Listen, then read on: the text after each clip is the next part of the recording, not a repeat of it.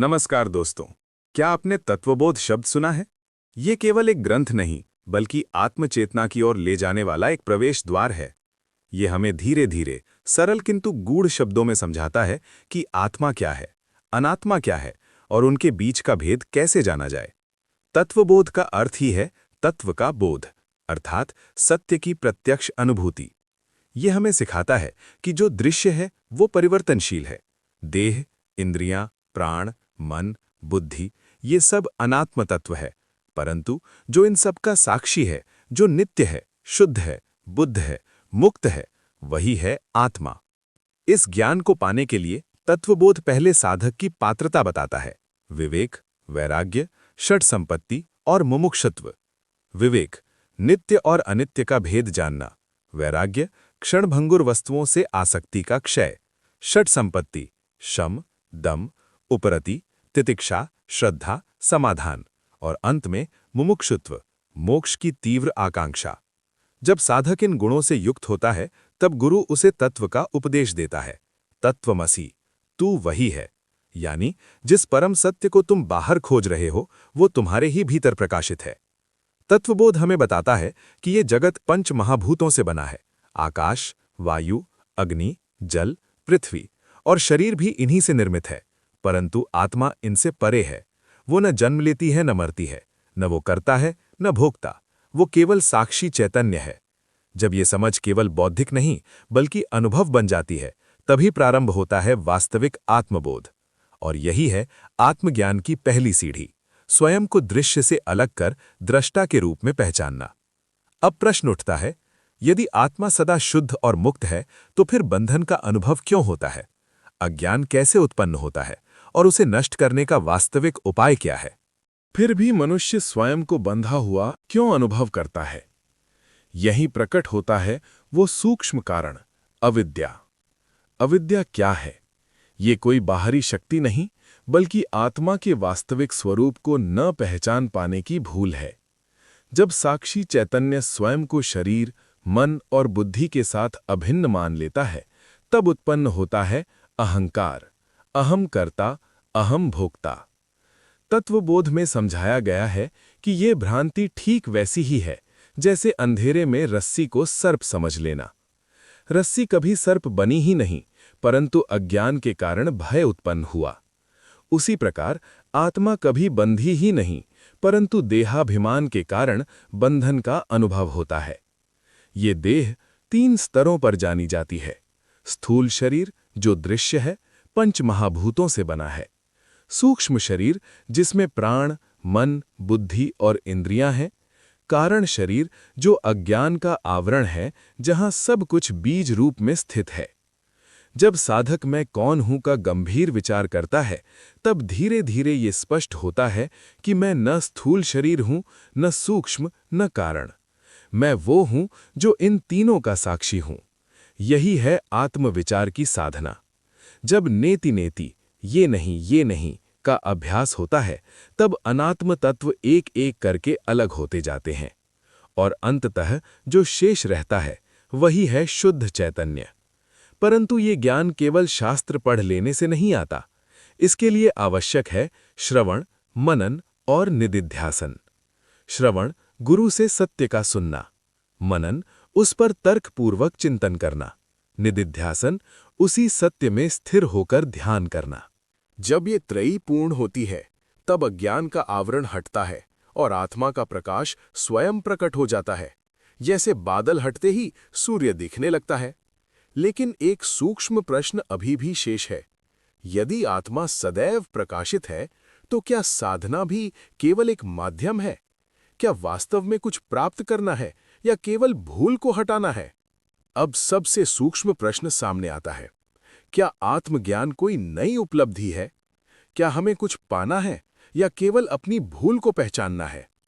वेदांत कहता है, आत्मा कभी अप्राप्त नहीं थी। जो सदा है उसे पाया नहीं जाता, केवल जाना जाता है। अतः साधना किसी नई वस्तु की प्राप्ति नहीं, बल्कि अज्ञान निवृत्ति की प्रक्रिया है। तत्वबोध स्पष्ट करता है कि बंधन वास्तविक नहीं, कल्पित है। जैसे स्वप्न में व्यक्ति दुख भोगता है, पर जागने पर जानता है कि वो सब मिथ्या था। उसी प्रकार जब अहम देह की भ्रांति मिटती है तब ज्ञात होता है अहम ब्रह्मास्मि, मैं सीमित नहीं असीम चैतन्य हूं। यहां एक महत्वपूर्ण भेद समझना आवश्यक है। आत्मा कर्ता नहीं है, परंतु मन और इंद्रियों के माध्यम से कर्तापन का आभास होता है। आत्मा भोक्ता नहीं है, परंतु देहाभिमान के कारण सुख दुख का अनुभव अपना लगने लगता है। जब ये मिथ्या पहचान हटती है तब जीवन में बाहरी परिवर्तन नहीं बल्कि दृष्टि का परिवर्तन होता है। यही है जीवन मुक्ति की अवस्था, जहां व्यक्ति संसार में रहते हुए भी भीतर से मुक्त रहता है। कर्म होते हैं पर कर्तापन नहीं, विचार आते हैं पर उनसे आसक्ति नहीं, संसार चलता रहता है पर भीतर शांति अडिग रहती है। तत्वबोध हमें अंत में यही संकेत देता है, तुम जो खोज रहे हो वो तुम स्वयं हो। सच्चित आनंद स्वरूपः अहम, नित्य शुद्ध बुद्ध मुक्त, यही तुम्हारी वास्तविक पहचान है। अब प्रश्न ये नहीं रह जाता कि आत्मा कहाँ है। प्रश्न ये रह जाता है, क्या मैं अभी इसी क्षण अपने को दृष्टा रूप में पहचान सकता हूं? यहीं से आरंभ होती है वास्तविक साधना। क्षण क्षण जागरूक रहना, विचारों को आते जाते देखना और भीतर के मौन में स्थित होना। अगले भाग में हम समझेंगे दैनिक जीवन में इस आत्मबोध को स्थिर कैसे रखें, कैसे संसार के मध्य रहते हुए भी चैतन्य में स्थित रहा जाए। अब प्रश्न साधना से भी अधिक व्यावहारिक हो जाता है। यदि आत्मा सदा मुक्त है तो दैनिक जीवन में इस आत्मबोध को स्थिर कैसे रखें? ज्ञान का प्रथम स्पर्श अक्सर गहन शांति देता है, परंतु जीवन की परिस्थितियां, संबंध, कार्य, सफलता, असफलता मन को पुनः विचलित कर देती हैं। यही आवश्यक है स्मृति, आत्मस्मरण। तत्वबोध का सार यही है कि ज्ञान केवल श्रवण तक सीमित ना रहे, वो निदिध्यासन बन जाए, निरंतर आत्मचिंतन। जब भी मन कहे मैं दुखी हूं, तुरंत भीतर प्रश्न उठे, कौन दुखी है? शरीर, मन या वो साक्षी जो इस दुख को देख रहा है? धीरे धीरे ये अभ्यास स्वभाव बन जाता है। तब परिस्थितियां बदलती नहीं, पर उनसे जुड़ी पहचान बदल जाती है। यही है दृष्टि परिवर्तन। दैनिक जीवन में 3 सरल सूत्र स्मरण रखें। 1. साक्षी भाव। हर विचार, हर भावना को आते जाते देखना। मन में क्रोध उठा, उसे दबाना नहीं, बस देखना। एषः क्रोधः अहम साक्षी। 2. असंगता। कार्य करें पर भीतर स्मरण रहे, ना हम कर्ता ना हम भोक्ता। कर्म होते हैं प्रकृति के गुणों से होते हैं। 3. आत्मस्मृति। दिन में कुछ क्षण मौन में बैठें और अनुभव करें, अहम सत चित आनंद स्वरूपः। ये वाक्य केवल शब्द ना रहे, अनुभव बने। जब ये अभ्यास गहराता है तब जीवन स्वयं साधना बन जाता है। चलना ध्यान है, बोलना ध्यान है, कर्म भी ध्यान है। बाहर गतिविधि है, भीतर मौन है। और तब समझ में आता है, मोक्ष भविष्य की घटना नहीं, ये वर्तमान की जागरूकता है। अब एक अंतिम और अत्यंत सूक्ष्म प्रश्न शेष है, क्या आत्मज्ञान के बाद भी प्रारब्ध कर्म चलते हैं? क्या ज्ञानी को भी सुख दुख का अनुभव होता है? अब वो सूक्ष्म प्रश्न, क्या आत्मज्ञान के बाद भी प्रारब्ध कर्म रहते हैं? क्या ज्ञानी को भी सुख दुख का अनुभव होता है? वेदांत का उत्तर अत्यंत संतुलित है। ज्ञान अज्ञान को नष्ट करता है, परंतु पहले से चल रहे कर्मों की गति, जिसे प्रारब्ध कहते हैं, वो शरीर के स्तर पर अपना फल देती रहती है। तत्वबोध में कर्मों को 3 प्रकार से समझाया गया है। संचित कर्मों का भंडार, प्रारब्ध जो फल देना प्रारंभ कर चुका है, और आगामी जो वर्तमान कर्मों से उत्पन्न होगा। जब आत्मज्ञान होता है तब संचित कर्म अग्नि में सूखी लकड़ी की भांति भस्म हो जाते हैं। आगामी कर्म उत्पन्न नहीं होते क्योंकि कर्तापन ही नहीं रहा। परंतु प्रारब्ध जो इस शरीर को जन्म दे चुका है, वो अपने समय तक चलता है, जैसे छोड़ा हुआ बाण लक्ष्य तक पहुंचकर ही रुकता है।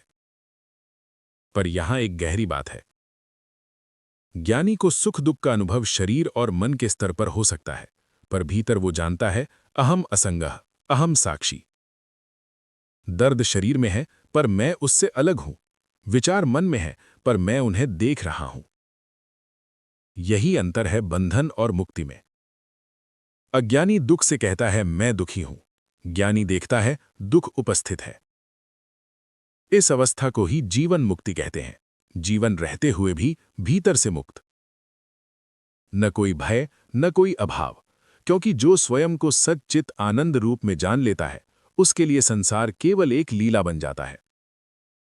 अब अंतिम और अत्यंत प्रेरक प्रश्न, क्या आत्मज्ञान केवल वन में रहने वाले सन्यासियों के लिए है? क्या गृहस्थ जो परिवार, कार्य और उत्तरदायित्वों से जुड़ा है, इस मार्ग पर चल सकता है? वेदांत का उत्तर स्पष्ट है। आत्मा न तो गृहस्थ है न सन्यासी, वो केवल साक्षी चैतन्य है। तत्वबोध का मूल संदेश यही है कि पात्रता बाहरी वेश से नहीं, भीतर की परिपक्वता से आती है।